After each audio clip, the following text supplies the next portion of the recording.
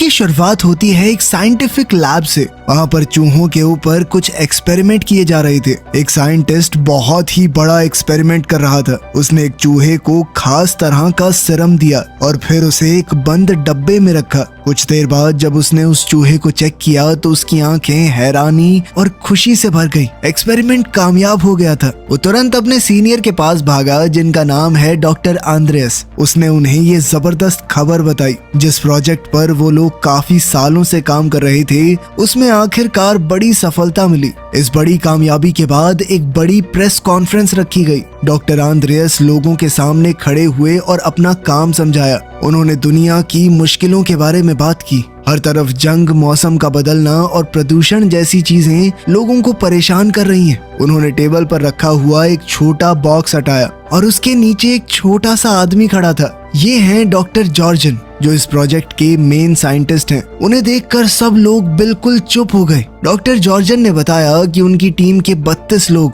जिनमें उनकी पत्नी भी शामिल है, सबने अपनी मर्जी से ये प्रोसेस किया। वो सब लोग अब 5 इंच के हो चुके हैं। उन्होंने सबको भरोसा दिलाया कि ये प्रोसेस बिल्कुल सेफ है और कोई दर्द भी नहीं होगा आपको। अपनी बात को साबित करने के लिए एक और आदमी ट्रॉली पर बाकी की टीम को ले आया। सभी लोग हैरानी से देखने लगे। उस ट्रॉली पर बहुत से छोटे लोग हाथ हिला रहे थे। डॉक्टर जॉर्जन ने कहा कि ये एक नए युग की शुरुआत है और 5 साल की छुपी हुई मेहनत का नतीजा। इस एक्सपेरिमेंट से पूरी दुनिया को कितना फायदा होगा ये दिखाने के लिए एक असिस्टेंट ने छोटी प्लास्टिक की थैली उठाई। उसने कहा कि इस छोटी सी थैली में पिछले 5 साल में इन 32 लोगों का पूरा कचरा रखा हुआ है। उनका आइडिया बिल्कुल साफ था। छोटा होने से इंसान थोड़ी जगह, थोड़ा खाना, सब कुछ कम ही करेगा। डॉक्टर जॉर्जन ने पूरी दुनिया को खुला न्योता दिया कि जो भी चाहे वो इस प्रोसेस से गुजर सकता है। ये खबर जंगल की आग की तरह पूरी दुनिया में फैल गई। सब लोग डाउनसाइजिंग यानी छोटे होने के बारे में बात करने लगे।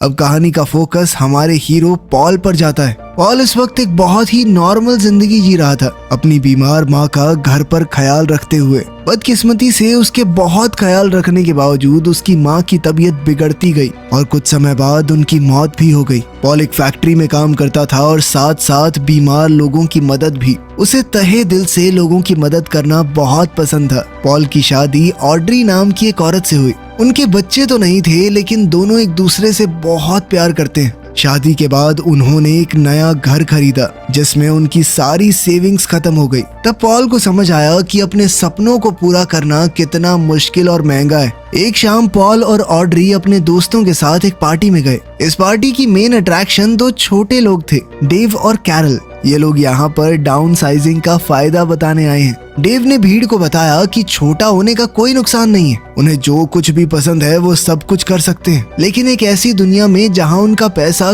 कई गुना ज्यादा चलेगा। उसने बताया कि हमारी कम्युनिटी का नाम लेजर लैंड है, जहाँ सब कुछ बहुत सस्ता है। उसने अपनी बड़ी हवेली के बारे में बताया, जो नॉर्मल जिंदगी में तो वो कभी ना खरीद पाता। इस प्रेजेंटेशन का पॉल और ऑड्री पर बहुत गहरा असर पड़ा। घर पहुंचने के बाद उनके दिमाग में नए नए सपने घूमने लगे। कुछ ही दिन बाद उन्हें लेजर लैंड देखने के लिए बुलाया गया। अगली सुबह वो दोनों वहां पर गए। एक बिल्कुल साफ, सुंदर और परफेक्ट जगह जो सिर्फ छोटे लोगों के लिए बनी है। एक खुशमिजाज छोटे आदमी ने उनका स्वागत किया और उन्हें टूर दिया। उसने अपना आलीशान घर दिखाया जो उसने सिर्फ $12 में खरीदा है। उसने सबको अपनी साइज में छोटी पत्नी से भी मिलवाया और दोनों ने अपनी खुशहाल जिंदगी की तस्वीर बुन दी। बिना पैसे की चिंता करे एक आरामदायक जिंदगी का वादा अब बहुत ही खूबसूरत लग रहा था। टूर देने वाला छोटा आदमी पॉल और ऑड्री को और ज्यादा समझाता गया। उसने बताया कि छोटा होने के बाद मेरी जिंदगी पूरी तरह बदल गई। कोई भी अपने शरीर में ये बदलाव करवा सकता है और किसी तरह की कोई प्रॉब्लम नहीं आएगी।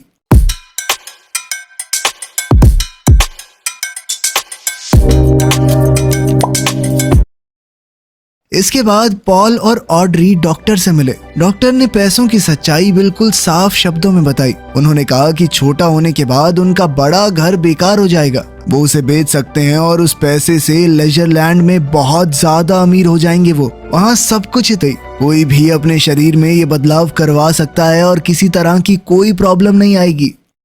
इसके बाद पॉल और ऑड्री डॉक्टर से मिले। डॉक्टर ने पैसों की सच्चाई बिल्कुल साफ शब्दों में बताई। उन्होंने कहा कि छोटा होने के बाद उनका बड़ा घर बेकार हो जाएगा, वो उसे बेच सकते हैं और उस पैसे से लेजरलैंड में बहुत ज्यादा अमीर हो जाएंगे। वो वहाँ सब कुछ इतना सस्ता है कि वो जितना चाहे खर्चा कर सकते हैं, फिर भी उनके पैसे कभी खत्म नहीं होंगे। आखिरकार दोनों ने मिलकर छोटे होने का फैसला ले लिया। पॉल अपनी नौकरी पर गया और अपने साथ काम करने वाले लोगों को बताया कि आज मेरा आखिरी दिन है। उसने कहा कि वो छोटा बनने जा रहा है और लेजरलैंड में अपनी जिंदगी की नई शुरुआत करेगा। उसके साथ ही उसके लिए खुश हुए और उसे आखिरी बार अलविदा कहा। पॉल और ऑड्री एक आखिरी बार अपने सभी दोस्तों से मिले, क्योंकि उन्हें पता था कि छोटा होने के बाद वो दोबारा कभी नहीं मिल पाएंगे। दोनों ने अपना घर बेच दिया, प्रोसेस के लिए अपनी शादी की अंगूठियां उतारी और अपनी पुरानी जिंदगी छोड़ने के लिए तैयार हो गए। अगली सुबह वो कई और उम्मीद भरे लोगों के साथ लेजरलैंड की स्पेशल बस में चढ़ गए।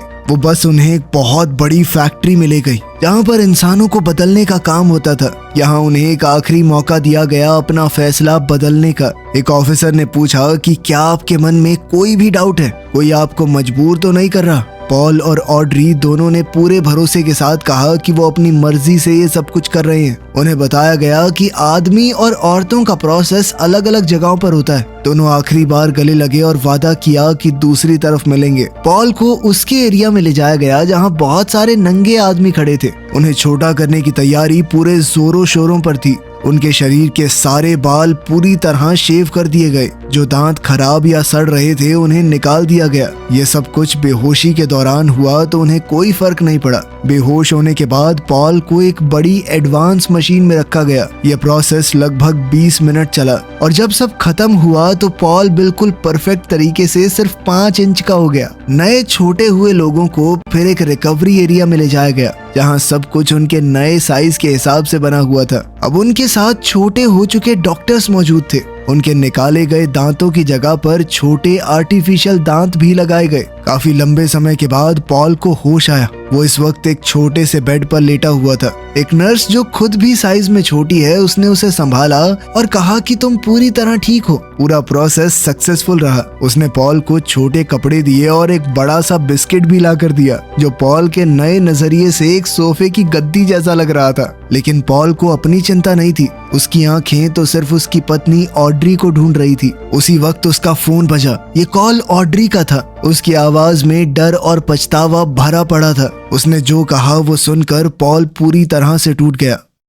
दरअसल वो आखिरी प्रोसीजर के दौरान बहुत ज्यादा डर गई। जब उसने अपने बाल शेव होते हुए देखे तो वो सह नहीं पाई। उसने इस प्रोसेस से पीछे हटने का फैसला किया और फैसिलिटी छोड़कर चली गई। और वहीं पॉल ने पूरा प्रोसीजर करवा लिया। वो बस 5 इंच का था। इस छोटी दुनिया में वो बिना अपनी पत्नी के अकेला क्या करेगा? पॉल ने अपनी पत्नी से भीख मांगी, कहा कि प्लीज वापस आ जाओ। कोई दिक्कत नहीं है, मैंने तो पूरा प्रोसेस करवाया है, आसानी से सब कुछ हो जाएगा, बाल दोबारा उग जाएंगे। लेकिन ऑड्री ने पक्का फैसला कर लिया था। उसने साफ कहा कि उसे बहुत डर लग रहा है, वो वापस नहीं आएगी। आखिरी बार अलविदा कहते हुए उसने फोन काट दिया। पॉल बिल्कुल अकेला रह गया। वो हमेशा के लिए 5 इंच का हो गया था। उसका दिल पूरी तरह टूट गया था। उसकी इस परफेक्ट नई जिंदगी का सपना शुरू होने से पहले ही बिखर गया। वो बहुत ज्यादा उदास रहने लगा। अपने बड़े और आलीशान बंगले में रहने के बावजूद वो बिल्कुल अकेला महसूस कर रहा था। जल्द ही उनकी शादी की अंगूठियां उसे भेजी गई।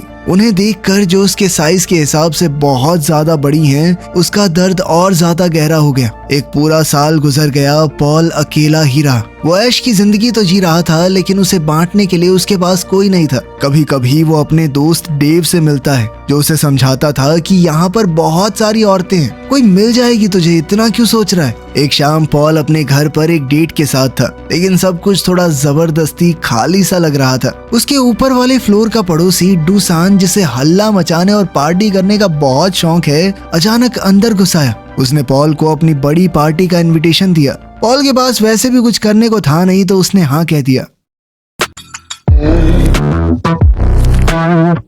Design the perfect voice for your brand with रात पॉल डूसान की शानदार पार्टी में गया, एक बड़ा गुलाब गिफ्ट के रूप में लेकर। डूसान उसे देखकर बहुत खुश हुआ। उसने कहा कि खुलकर पी, बहुत लड़कियां आएंगी यहाँ पे, पटा ले किसी और को, भूल जा अपनी बीवी को भाई। लेकिन पॉल किसी से कनेक्शन नहीं बना पाया। उसने रात भर शराब पी, झांझ में डांस किया और आखिरकार बेहोश होकर गिर पड़ा। सुबह तक पार्टी खत्म हो चुकी थी, सिर्फ पॉल और दुसान फैले हुए सामान वाले फ्लैट में पड़े हुए हैं। अगली सुबह सफाई करने वाली टीम आई। दुसान इतना अमीर है कि वो सारा काम बाकी लोगों से करवाता है। पॉल जब हैंगओवर और घूमते दिमाग के साथ उठा तो उसकी नजर एक सफाई करने वाली औरत पर पड़ी। उसने उसे पहचान लिया। वो तो सारा है, वियतनाम की एक बहुत मशहूर एक्टिविस्ट, जिसे पॉल ने 1 साल पहले ही न्यूज में देखा था। उस रिपोर्ट में दिखाया गया कि वियतनाम में छोटे लोगों की पूरी बस्ती बर्बाद हो गई थी और वो अकेली बची थी वहाँ से। उस घटना में उसकी एक टांग चली गई और अब वो एक नकली टांग का इस्तेमाल करती थी।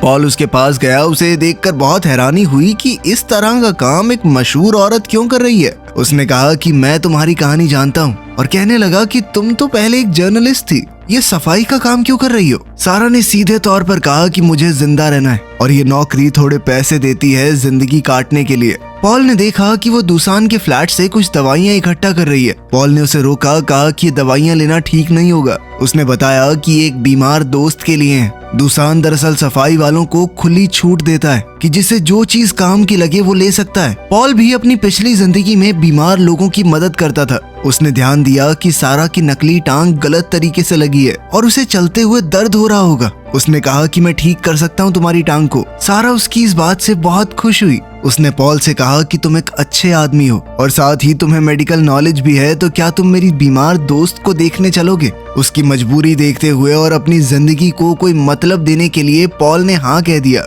वो अपनी लग्जरी वाली जिंदगी छोड़कर सारा के साथ बस में चढ़ गया और लेजर लैंड के उस हिस्से की तरफ गया जिसके बारे में उसे कभी पता नहीं था। उनकी बस उन्हें लेजर लैंड के एक छुपे हुए हिस्से में ले गई। रास्ते में उन्होंने एक बहुत बड़ी दीवार क्रॉस की। उस दीवार के दूसरी तरफ पॉल ने एक गरीब बस्ती देखी। यहाँ पर उनकी तरह बड़े बड़े घर नहीं थे, बल्कि पुराने शिपिंग कंटेनर्स के अंदर बनी हुई एक झुग्गी जैसी कॉलोनी थी, जहाँ सारा जैसे गरीब लोग रहते हैं। वो उसे अपने छोटे से घर में ले गई जो एक कंटेनर के अंदर बना था। अंदर एक औरत बेड पर लेटी हुई दिखी जो बहुत ज्यादा बीमार है। सारा ने बताया कि यही उसकी दोस्त है और पॉल से कहा कि डॉक्टर साहब इसका इलाज करो। पॉल ने कहा कि मैं कोई असली डॉक्टर नहीं हूँ, लेकिन सारा ने जिद की कि मुझसे तो ज्यादा ही पता है तुम्हें। पॉल ने सलाह दी कि दुसान के घर से लाई हुई कुछ दवाइयाँ दी जा सकती हैं। उसने थोड़ा सोच समझकर मेडिसिन दे दी। पॉल ने फिर से कहा कि मैं तुम्हारी नकली टांग भी ठीक से फिट कर दूंगा। इस पर सारा ने कहा कि कुछ दिन बाद करते हैं ये। पॉल वहाँ से तो चला गया, लेकिन वो सारा को भूल नहीं पाया।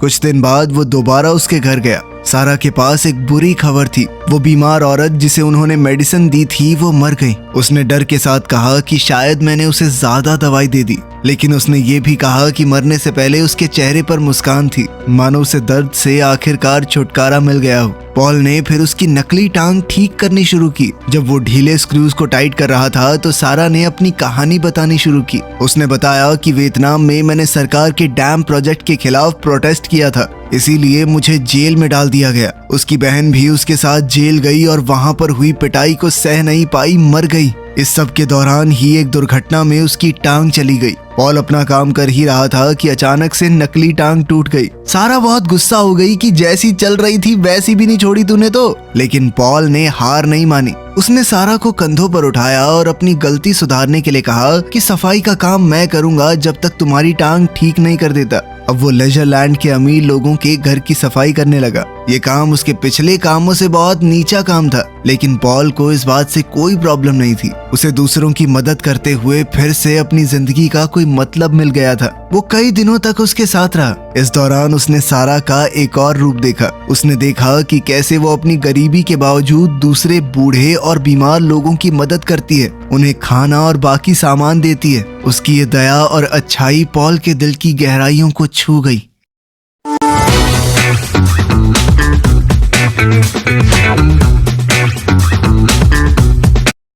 जब दोनों मिलकर दुसान का फ्लैट साफ कर रहे थे, दुसान ने पॉल को देखा और हंस दिया। उसने मजाक किया कि पहले यहाँ हवेली के मालिक थे और अब साफ सफाई वाले। क्या चल रहा है भाई? पॉल ने सिर्फ इतना कहा कि लंबी कहानी है, फिर कभी सुनाऊंगा। दुसान भी समझ गया था कि जो भी है मेरा दोस्त खुश तो लग रहा है। दुसान इस वक्त एक दूसरे आदमी के साथ नॉर्वे जाने के एक सीक्रेट और बहुत ज्यादा पैसे मिलने वाले मिशन के बारे में बात कर रहा था। दुसान ने पॉल को भी साथ चलने को कहा। जब सारा ने ये सुना तो उसने तुरंत कहा कि अगर पॉल जा रहा है तो मैं भी जाऊंगी। पॉल ने कहा कि ये खतरनाक हो सकता है, लेकिन सारा ने अपना फैसला नहीं बदला। उसने कहा कि नॉर्वे जाना उसका पुराना सपना है। आखिरकार पॉल, सारा, दुसान और उसका साथी एक खास बोट में चढ़े और समुद्र के लंबे सफर पर निकल गए। इस सफर के दौरान पॉल की मुलाकात डाउन साइजिंग प्रोजेक्ट के असली इन्वेंटर डॉक्टर जॉर्जन से हुई और उनकी पत्नी एनी से भी। वो दोनों भी इस मिशन पर जा रहे थे। डॉक्टर जॉर्जन ने पॉल को एक भयानक सच बताया।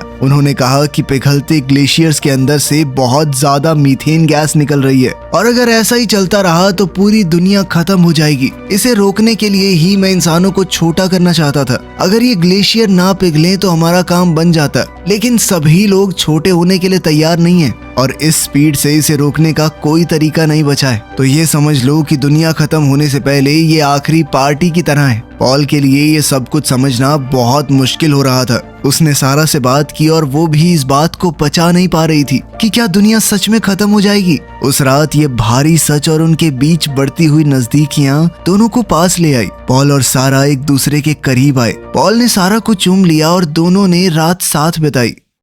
एक लंबे सफर के बाद उनका ग्रुप नॉर्वे पहुंच गया। वहां उन्हें छोटे लोगों की एक प्यारी सी कम्युनिटी मिली जो नेचर के साथ बिल्कुल शांति से रह रही थी। लेजरलैंड की तरह दीवारें और अलग अलग रहने का सिस्टम यहाँ पर नहीं है। वहाँ के लोग डॉक्टर जॉर्जन और उनकी पत्नी को देखकर बहुत खुश हुए। कम्युनिटी की एक औरत पॉल को घुमाने ले गई। वो उसे एक बड़े पहाड़ के अंदर बनी एक बहुत बड़ी टनल के पास ले गई। उसने बताया कि यही उनकी जिंदा रहने की आखिरी उम्मीद है। पहाड़ के लगभग 2 किलोमीटर नीचे एक बहुत बड़ा अंडरग्राउंड बंकर बना हुआ है। अंदर एक ऐसी जगह बनाई गई है जहाँ खाने और पानी की कभी कमी नहीं पड़ेगी। कुछ चुने हुए लोग 8000 साल तक जमीन के नीचे रहेंगे, जब तक ऊपर की दुनिया दोबारा से रहने लायक नहीं बन जाती। उन्होंने खाना, पानी और जरूरी चीजों का पूरा सामान स्टॉक कर रखा था। इंसानी प्रजाति को वो खत्म नहीं होने देंगे। ये सब सुनकर पॉल के अंदर एक नया जज्बा आ गया। उसे लगा कि अगर वो अंदर गया तो उसकी जिंदगी किसी काम में आएगी।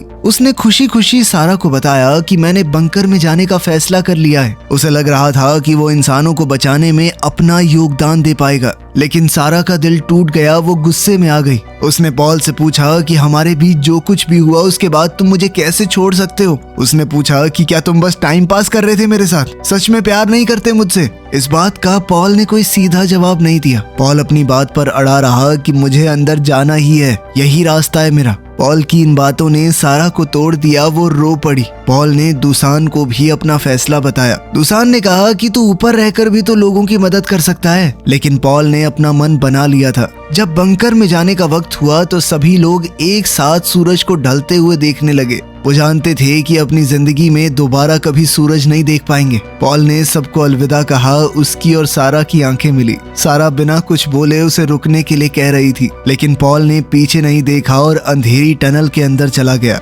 लोगों ने लगभग 2 किलोमीटर लंबा ये रास्ता तय करना शुरू किया। अंदर अंधेरा था और उन्हें पूरी रात चलना होगा। पॉल लाइन के बिल्कुल लास्ट में चल रहा था। हर एक बढ़ते कदम के साथ पॉल का मन कमजोर होता गया। उसने सारा, दुसान और उन सभी रिश्तों के बारे में सोचा जो उसने बनाए थे। वो समझ गया था कि सिर्फ जिंदा रहना जिंदगी नहीं होती। अगर अपने लोग ही जिंदा नहीं रहेंगे तो वो जीकर क्या करेगा। बाहर सारा और दुसान टनल के एंट्रेंस पर खड़े थे, इस उम्मीद के साथ कि शायद पॉल लौट आएगा। तभी उन्होंने देखा कि अंधेरे से कोई बाहर आया। वो पॉल ही था। उसने अपना फैसला बदल लिया। दुसान हंसकर कहने लगा, मुझे पहले से पता था कहीं नहीं जाएगा तू। लेकिन पॉल सीधा सारा के पास गया। उसकी आंखों में आंखें डालकर उसने सच कहा कि मैं भी तुमसे प्यार करता हूँ। अब उन्होंने फालतू ऐश भरी जिंदगी छोड़कर लोगों की मदद